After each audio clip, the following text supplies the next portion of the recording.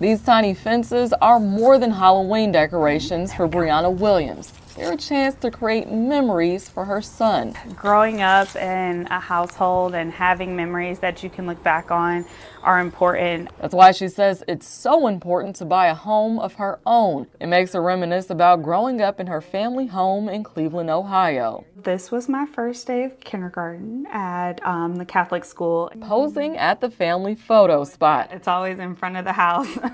Her mother's house, which has stayed in the family for generations. This house was actually passed down to her from my great-grandmother.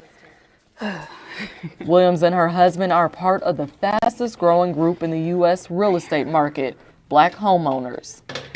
From the time she purchased her home in Charlotte's Beatties Ford community in 2019 until now, the number of Black homeowners has jumped by more than 3%, according to the latest U.S. Census data. But that doesn't hold a candle to white home ownership. The gap between Black and white homeowners sits at 30% and has been that way for the last century. That's according to the National Community Reinvestment Coalition. Okay, now I can. Although Williams says the process of buying a home was fairly smooth for her family, they're being forced further outside of the city. Sarah Griffith, associate history professor at Queen's University, says it's not always that easy for Black people looking to purchase property. Griffith says decades of discriminatory housing practices, financial wealth gaps, and the drastic jump in property values in Mecklenburg County in 2019 are a few reasons. Increases of 50, 100, 200% happened in neighborhoods, most dramatically that were historically Black and redlined. Pricing out Williams' friends who don't have a dual income household like she does.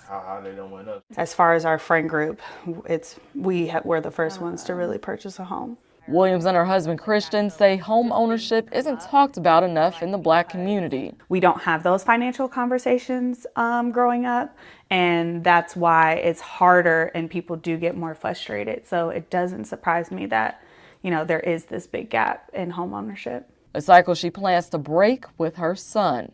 Just having those memories and saying, and being able to describe that to your kids and having your kids have that luxury as well, I think is really important and gives them a foundation. So now she's creating memories in her new family home to lay that foundation. This was Halloween last year at our first annual Halloween yard bash is what we call it.